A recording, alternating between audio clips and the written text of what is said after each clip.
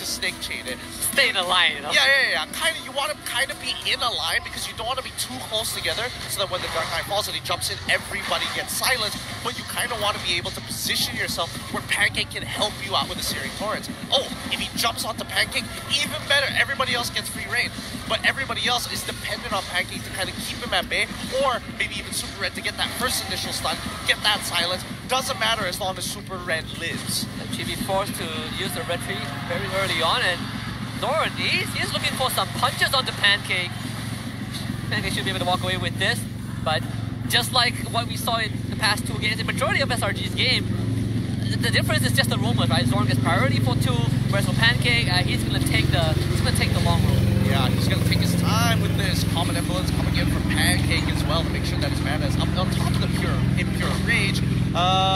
Lethal Ignition is going to be the choice of emblem for Chibi to make sure that he kills his targets. And Ghoul, of course, going with the Common Emblem as well. Able to find where Super Skies is, and Thorin is annoying as always. You have Warlords having in the bush. Doing some decent damage over the Pancake as well. Knocked off by the wall, but the rest of SRG are going to be there. Yep, and it looks like, interesting. Super Red is going to be able. Super Red is going to be taking away at least one form of the beetle at the very least. I'm not sure if he finished that off or whether he only took the big beetle and left the small beetle there. We'll see in a little bit. SRG, again, playing it nice and safe, as calmly as possible. They don't want this early game to fall into the hands of the Homeboys. The Purifier, right? The Purifier for the Valir. They do find first blood on mid though. Subat going down, and he actually runs the sprint, and that means there's a lot of resources expended. What happened? He's not level 4, and I think, SELANGOR Red Giants just looking to punish this early rotation, considering that Homeboys have done it twice in the past 2 games. I mean, you just get chain stun, right? If you don't have a flicker, and even if you do have a flicker, the Valir is so annoying to deal with. He just constantly sticks onto it. Pancake is walking forward, and now with Astral Echo, and they see everything from Homeboys. Warlord tries to go in for a combo, but gets stunned up instead. Chibi dives in, wants to go for the red tree. Actually, it's Subat that gets it for the team. They will get the Appraisal Scrap, but not up to Subat though. Subat sticking on the Super Skies. The rest of Homeboys looking for an opportunity to counter engage. Zoran trying to block Super Zack off, but he just goes over the wall with the Astral Recall, and it's going to be another kill going over to SRG. Oh, I mean, they were so blind in that moment. You can see how disruptive this Dark Knight Falls actually is with Pancake using the Searing Torrents into the Turtle Pit itself when nobody was there. He's just guessing. The man doesn't really know whether his opponents have actually committed to the pit or not. I tell you, the best part is both junglers missed their retreat. Yeah, that too. But don't worry, we're talking about Homeboys here. Everybody technically has a retreat. That is true. I have no idea how Subat stole that. To be very honest with you. Bottom lane, this one. Would you call this even? I mean, Bruno into a Brody matchup. Both are impressive. I wouldn't say that it's even. I would say that it's very volatile. The first kill pretty much predetermines the lane. Surprisingly enough, this is one of those situations where, like, in terms of like how the matchup goes, very similar to how the EXP lane actually goes. Oh no. My God, Super Red tries to go for the somersault, but ends up dying. So that's the kill you want. That's Chibi that's gonna get it. Yeah, he wasn't, the interaction wasn't what he was hoping for. As soon as he goes for the stun, he gets silenced, and the second part of it just really slows him down. He can't just, like, chain into his first ability. That could stay by Zoran. Super Zack not landing the shots that is needed. He's gonna try again. Oh, this time completely missing because Rizo goes back into the lane. Okay, he wants to clear up this wave, but he might get punished for this as SRG is coming in. Searing Torrent pushing back, Rizo push straight into the Fredrin. Zoran using fun to block everything. They still end up going down the Appraisal's Wrath just enough. When you think that Rizel gets to walk away for free, he has his ultimate available, and all he had to do was cancel out the Appraiser's Wrath. Man, it does feel bad being Zoran after tanking literally everything, every skill shot imaginable. Not gonna lie, the Heart's Claw did keep him pretty healthy. The last tick of damage from SRG. But now Super Ray will get to enjoy some of that free gold from the gold plating down bottom. Second turtle is up. We'll see if Subat steals this again. That's what we call use. Again, now Flicker straight to the back. Chibi! Now he's gonna get it, no problem. Super Boy that's gonna stop him in time. Super Skies will go in for the kill. Chibi goes down, but Turtle goes over to Homeboys. Nicely done. Again, tried to penalty zone, gets silence, can't follow up with the swings. Instantly just dashes on towards that turtle and goes for the 50-50.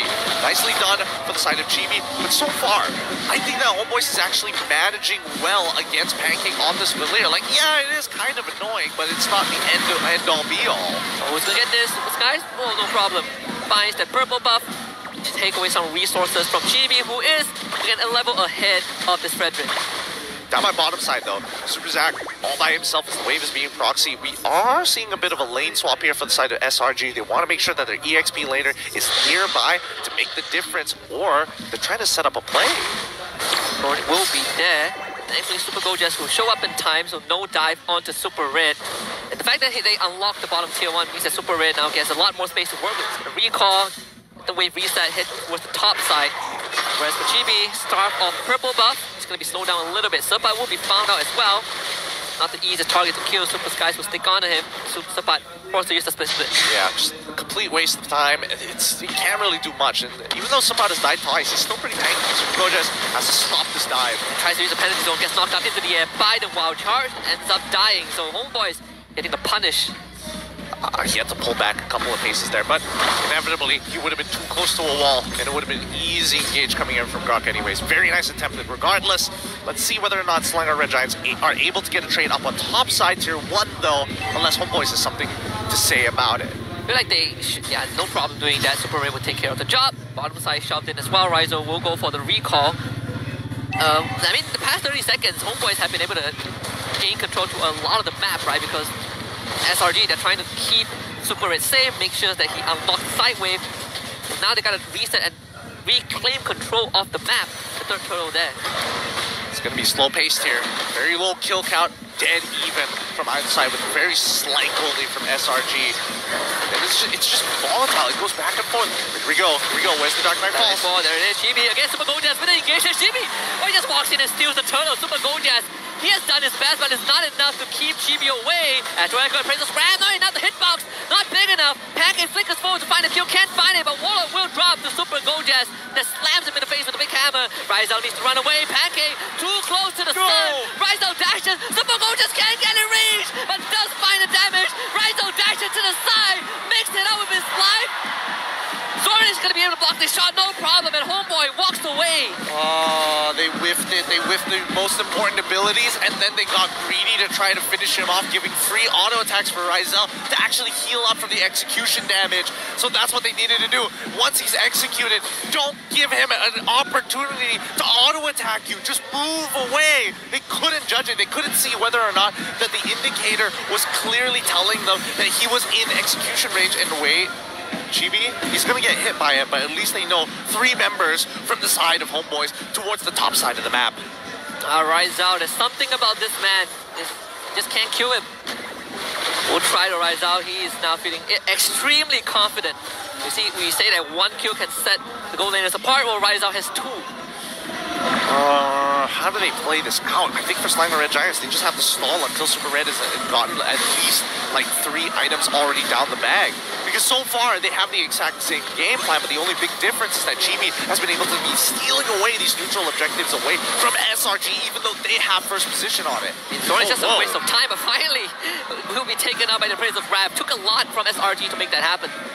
Okay, rather interesting, but at least they don't have to commit any valuable ultimates, right? Just the Appraiser's Wrath, and even then, half the time the Appraiser's Wrath isn't utilized in the majority of these fights. Lovely stuff from Supat to get out of there. Pancake was looking for the push, couldn't get that. All things considered, I mean, Homeboys, they only have a minor 1k lead, but this is where it gets very, very dicey. That Dark Knight Falls can make the difference between SRG getting a lore or not. Let's see if it happens all over again. Warlord and as well as Chibi in position once again. SRG, they need to start thinking about sideways. They need to start just stalling this out. They know that they have been stolen 3 turtles in a row. They need to kind of give themselves an advantage, a man advantage somewhere. The penalty zone was stolen also, so there is a second form of engage from Homeboys on the side of Warlord. Thorn losing a lot of power. There it is. Penalty zone stolen by Warlord. They're going to put everything on Super Skies to kill him off. Super Gold just laid on the penalty zone. The backline completely exposed and Super Zack is dead. Chibi jumps onto him. Zord is not going to even go down. Homeboys have found the big team fight, and they might get more. Pancake down low. Homeboys finds 3 kills and the Lord. Yep, zoned out. Can't do much about it. You can even see that Supat was walking through choke points on purpose, and as soon as that Dark Knight falls, SRG scattered. They did not want to be part of that fight. I mean, Super Red can't even be in the fight, right? Brody, when you are put behind, you are in a very, very rough spot. And And Homeboys now know that they have more than enough damage to kill Super Skies, and more so, Chibi is 3 levels ahead. Yeah, he's so strong. He's so far ahead, and nobody can really stop him here. He's purposely not going for Super Red, and he's just waiting for these neutral objectives to actually come up before he does something. He doesn't have to push the momentum at all, because the rest of the Homeboys, they are claiming ground, and they are holding that ground very well. Back in the same choco as the past 2 games, but Homeboys look immaculate. The biggest goalie we've had at 10 minutes and 11 minutes for Homeboys, and just evolving every single game. I mean, the SRG, it's not like they've not been making moves, right? But they've been finding these counter engages. Super Gold just has been giving it his all, but it was never enough. He feels so helpless. Super Sky is also trying to go for the taunt, cannot find it. Good news is that they keep all the inhibitors alive. Yep. The worst part about this is that the person who wants to make the biggest difference is Super Red, but half the time he can't even get in on the fight because he knows that Zorn has Wild Charge. He knows that Supai can run him down with the split plus sprint as well. So even though he gets into that fight, he's gonna get zoned out just as quickly. And he can't see. He can't see a thing in these fights. And it's the scariest when you lost majority of your map to a Hulker, right? Now you really don't have much room to work with. Not at all. And I mean, look at Ryzel's items. I see Halberd, Malefic Roar. That means, for people who don't know what that means your armor means nothing. Your armor means absolutely nothing, and I think he's about to get the Malefic Roar at the same time. Even though Super Red is ahead of him by 1.6k, you just notice that they are playing as defensively as possible. They know that they are the keys to victories for either side. I mean, even though Homeboys do have a secondary win condition, that's not the same for SRG. I mean, Homeboys are definitely fast-tracked their win con. You reach a point where Super Red, how many shots can he get off before even using his ultimate, right? And how much can this Valir do? We say that, Valir is good at pushing Homeboys away, but what if Homeboys just jump on a target and isolate the rest of the team? And what we saw in that lore fight, so about diving the back. I mean, they can try their best, but I don't think it's an easy job regardless. Lore's gonna be up in another 10 seconds on the top side this time. And Homeboys, they are, again, just playing the side waves so well, which is something that they have rectified from week number 2. They struggle with the side waves, but this time they are in full control. Super Zag will have to deal with the bottom side. The rest of Homeboys just posturing for the second Lord. Hopefully they do find the space that they need, but every neutral objective has been looking the exact same every single time they get remotely close. So this time, they're not getting close. Give it over to the Homeboys, give yourself time, play for the later stages of the game, because Homeboys, their 8k lead is devastating. They cannot win these fights easily. Is there even a second plan? SRG, if they bide enough time. We talk about the lack of damage from SRG as the game progresses. You're looking at a Brody, right? Yep. Compared to a Bruno, it is heaven and earth. It is a heaven and earth worth of difference, but keep in mind that a lot of it is, are the Homeboys going to make that mistake? Is Ryzel going to walk too far forward and get himself killed? And SRG is just hoping for that to buy themselves that extra bit of time. A lot to hope for. I mean, SRG fans, they did well. Is SRG going to accidentally win this best of 3? It seems like that accident will have to wait for a bit.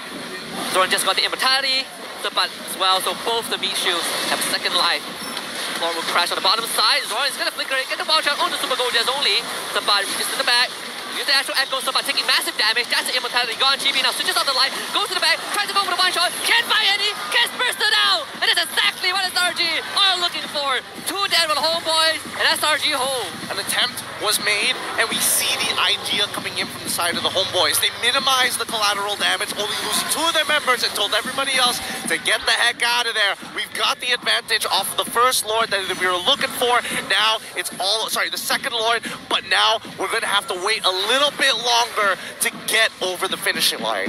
Only one flicker was expanded, and that's Pancake's flicker. Didn't even have to use his ultimate, I believe. Overall, so SELANGOR Giants finding some breath of life, only losing one inhibitor bottom. Finally, they get the mid-tier 1 from Homeboys. It's scary still, because regardless of everything that has happened, the fact that Chibi was able to do that much damage in a straight line, SRG, they gotta be super careful. If that happens one more time, I mean, there's a huge chance that he will get the kill. But to be fair, he did have the BOD, right? The BOD, Sea Halberd, and Malefic Roar. He came close. The Homeboys, they have 50 seconds to work with until the next objective spawns, which is going to be Lord on the top side. SRG, they will be looking to open up the map a little bit. Yep, and honestly, the hardest part is going to be trying to crack open and close out this game, right? Because neutral objectives is pretty much free, but once you start getting closer and closer to the crystal, you're forced to kind of clump together, which is exactly what SRG want. On the penalty zone again. GB setting up on the top side. Where Super Zack has been really giving a lot of infos over to the team. And barring the fact that Chibi switches off the lights, SRG have been playing around that intel very, very systematically, not giving Homeboys too much room to work with. Which is great, because then Pancake's death count would have been a lot higher if that was the case, right? He's only died once, and that was mainly due to his own mistake. Other than that, he's been playing a solid game based on the information found by the side of Super Zack. Now, I would believe that Super Skies wants to hold that front line for as long as possible, but Chibi is making it really, really difficult. Once he turns off the lights, he's able to kind of run around from any angle he wants, and that's also applied to the rest of his team. And Waller instantly engages with Zora, and now Super Gojas with a counter engage, penalty zone to the back, but it doesn't matter against Super Skies. He gets shredded before the rest of SRG are ready. Can they at least get something in return? Super Ray won't try. The Tornado Power Memory only finding one kill. Super Gojas loses his immortality and his life. It's the rest of SRG, and they will have to back off from this. 5-0 trade. They did break a couple of immortalities from the side of the Homeboys, but that was a majority of why they had such a big gold lead. They have those extra items against SRG. Now, if we're talking about scaling, I think Super Red has probably already finished the last of his items and maxed out his slots, but I can't say the same for everybody else. Hey, SRG, you gotta realize that this Fredrin, he is durable, but not 5-man durable. Homeboys have more than enough damage to absolutely destroy him, especially with the armor shred from the side of Chibi. That's both Loras have been the same, right? Every time they see Super Skies out of position, they jump on him, they kill him off, secure the Lord for themselves. Yeah, I think they need to really start considering, like, you know, switching out some of these items for immortality, but SRG just don't have that kind of economy to work with. Homeboys, on the other hand, with the 10k gold lead in most positions, it's an endgame scenario, but luckily it's at the 17th minute, so SRG actually stand a chance. Worse yet, Homeboys, if they're looking for an engage, it's tough to do it underneath the enemy crystal. And we're back to the same scenario as Game 1. SRG gotta play base defense again. But unlike Game 1, Homeboys have a staggering goal lead, 10,000. We'll see how much that converts to. Because even if you are past the maximum amount of items that you can actually buy, you can always juggle your items in some very clutch, tight situations. After your immortality, you get a Winds of Nature, maybe even look for a Rose Gold Meteor immediately after. You can start chaining these unique item passives together to keep yourself alive.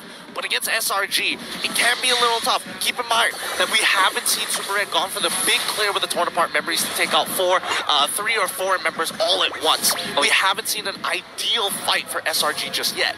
It has always been Homeboys pulling the trigger and SRG counter engaging, right? And Super Gojas, you're definitely feeling the stress every single time he catches the backline. He's like, guys, I found Warlock, I found Rizal, but my backline is dead.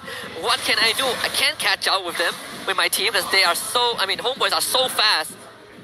Just look at this stalemate. At least at this point of time, SRG still has one inhibitor turret. In Game 1, they have lost the entire base. Yeah, but we'll see whether Homeboys make that same Game 1 mistake.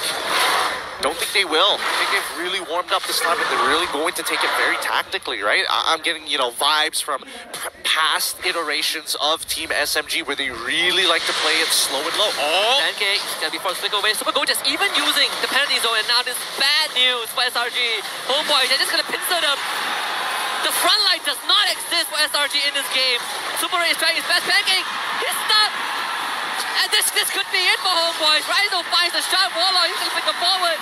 Super Red, there will never be a moment other than this. But it seems like that moment would never come. He finds the Q into Warlord. But there's 4 members of Homeboys that he needs to go through. We've only Super Zack by his side. Mid-wave shoving in. They don't have the best wave clear. Homeboys, they have all the tools that they need to end this game. Super Zack needs to keep this alive, but it's not possible. Homeboys, they're gonna deliver the second loss to SRG. Woo! Slow and low, that's the way to play the game. Focus on your macro play. Continue to do what works for you. And man, that last fight could not have gone worse for SRG with GB dodging everything necessary.